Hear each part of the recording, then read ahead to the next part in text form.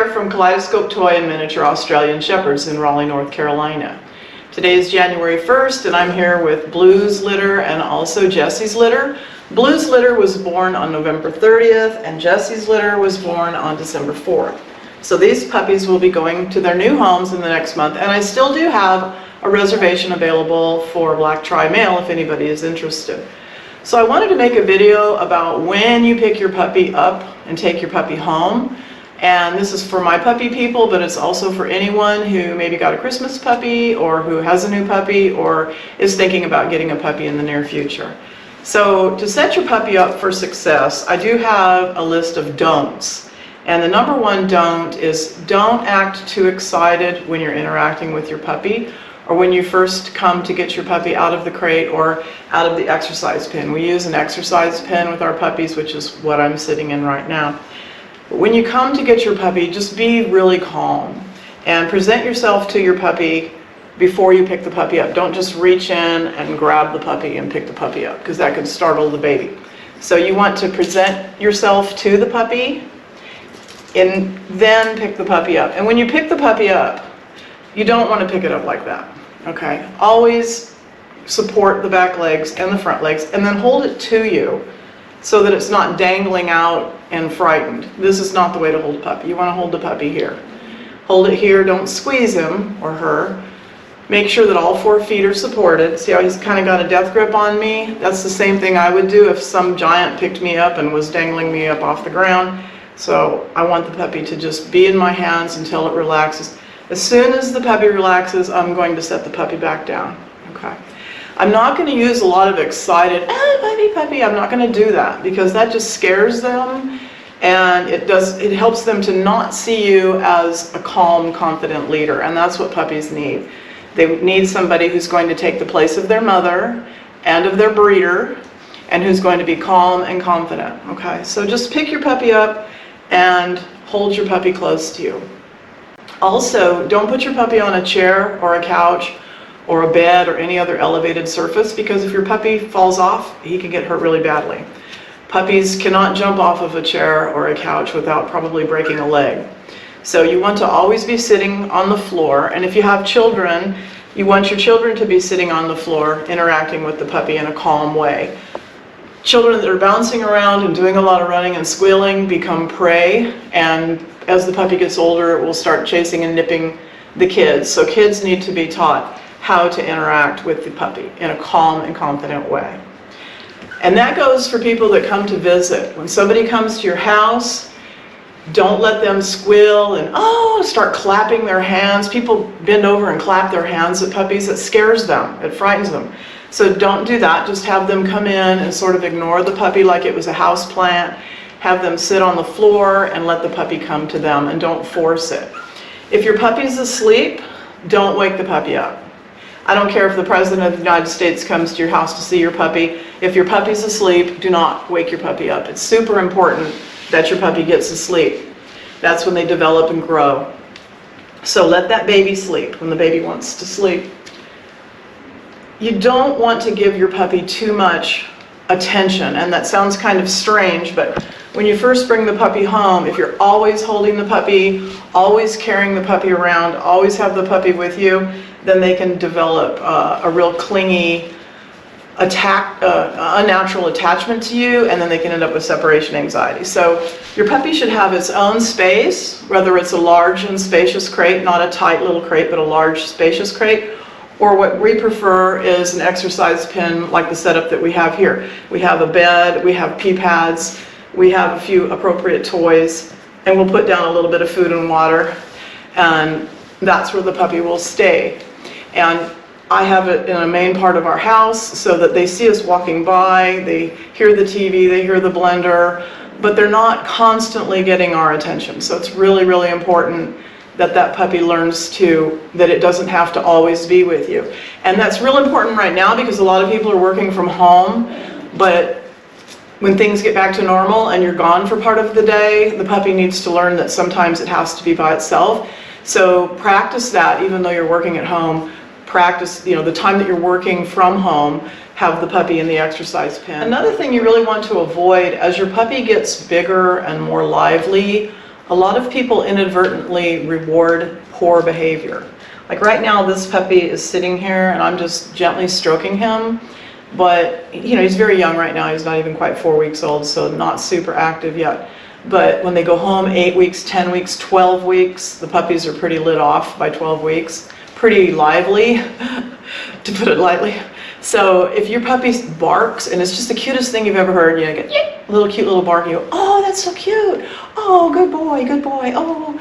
Well, then the next thing you know, you've got this yapping puppy. So it's really important to be careful. Like if the puppy jumps up on you and oh, that's so cute. Well, think about when the puppy is full grown and think about the behaviors that you want that puppy to have as an adult. And don't inadvertently cheer your puppy for doing things you don't want or reward your puppy with attention on things that you don't want. So instead, when you find your puppy doing what you want the puppy to do, if this puppy's sitting here just being good, and I'm just going to reach down and stroke this puppy to let it know that that's what I like, okay? So a lot of times people end up with an adult dog that has a lot of bad habits, and it's because those bad habits were actually rewarded when the dog was a puppy, okay?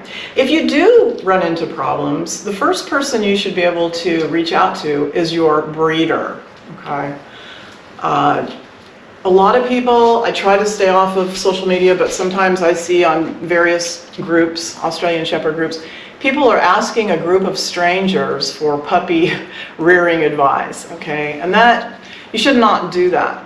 If you have a good breeder, if you have a knowledgeable breeder, which hopefully you do, that is the person to go to. A knowledgeable breeder knows more than most other people about puppy development, the phases the puppy is going to go through. And I'm telling you, the puppy is going to be a puppy until it's about 2 years old. It may look like an adult. People get very frustrated with a puppy when it starts to look like an adult, but it's still just a teenager, okay? And so try to choose one reliable source for information. And your breeder may refer you to different trainers. It just depends on what area you are in, or just give you some advice. But when you're asking your friends and you're asking people on social media and you're asking your veterinarian, and veterinarians are doctors, they are not dog trainers, so don't ask your veterinarian.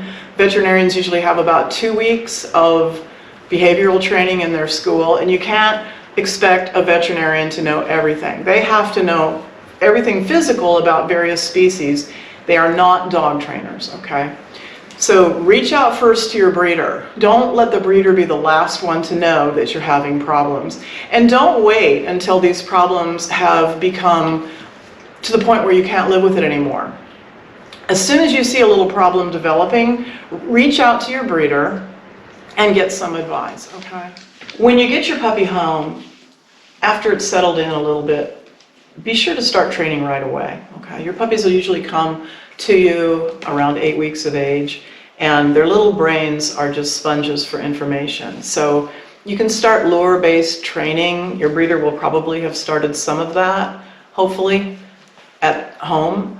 So you can start, and these are too young right now for me to show you anything, but in a couple of weeks we will.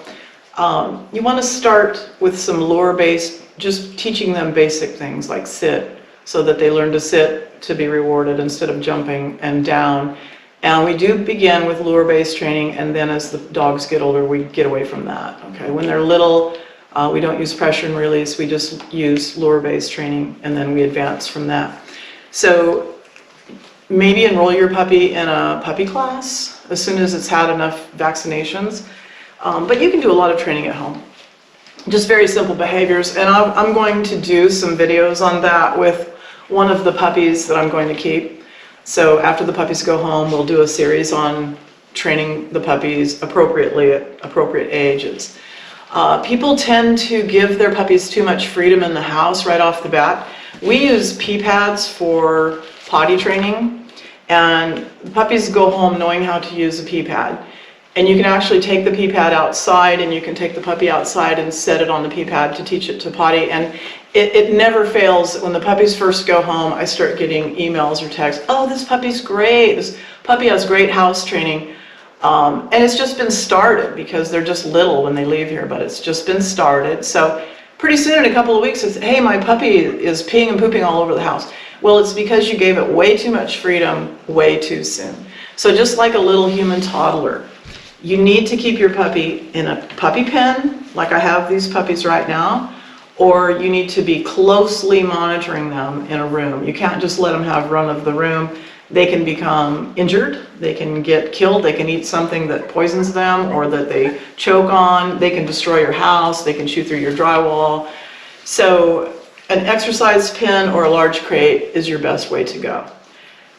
So you can begin to train them right off the bat when you first get them home. And we always start with just the puppy giving us their attention. And when your puppy first comes home, it's really trying to figure out its place in the world and its place in your pack, which is your household, you, your animals, your children. So you want to set the puppy up for success and you want to raise a confident puppy. So you want to avoid any kind of punishment. If the puppy makes a house training mistake, you simply clean it up and, kind of say to yourself, well, I gave the puppy too much freedom, or I wasn't paying close attention, whatever. It's always our fault when they're little if they make a mistake. So you're going to miss a lot of sleep. Your puppy's going to cry at night. It's going to scream. It's going to soil itself if it's put in a crate. It's going to be a mess. It's real easy for people who aren't used to doing it to get frustrated, okay? But you can't blame the puppy. The puppy didn't ask to come into your house. You went and got a puppy and brought it into your house. So it's up to you to be patient and loving and caring.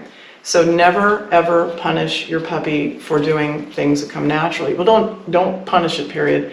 But things are going to happen. It's going to chew things it shouldn't chew. It's going to pee and poop where it shouldn't pee and poop. But that is not the puppy's fault, okay? It's just being a puppy. So avoid all punishment. So what we're going to do is keep the puppy confined in an area where he can't make a mistake, such as this exercise pen.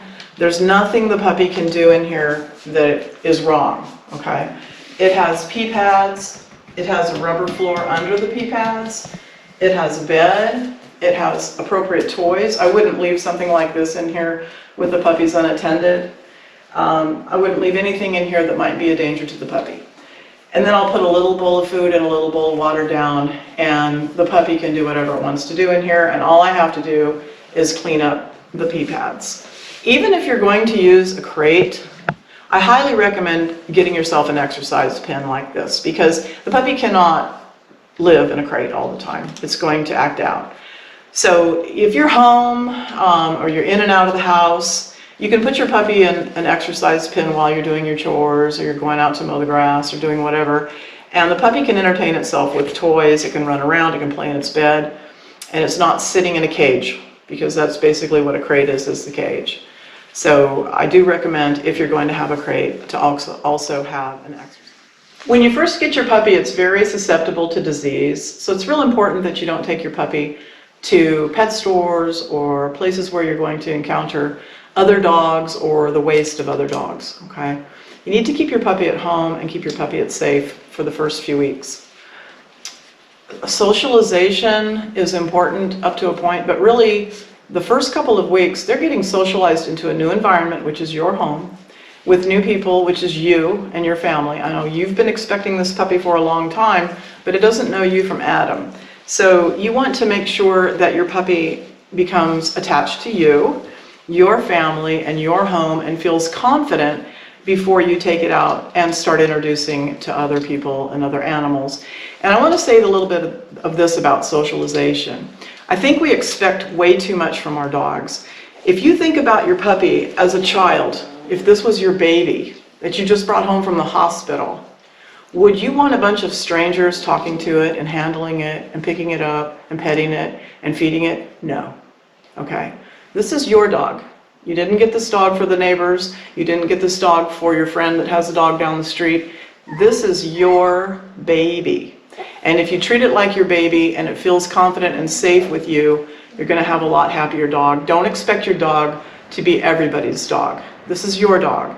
We teach children stranger danger, and then we expect our puppies to love everyone, and that's just not fair. That's not the way they're wired. They are a pack animal, and they know who their pack is, and they really don't want to be forced into situations that they don't want to be forced into, just like people.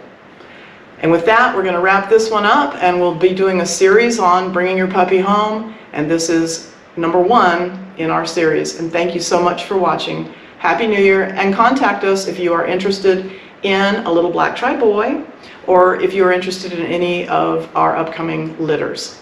Thank you.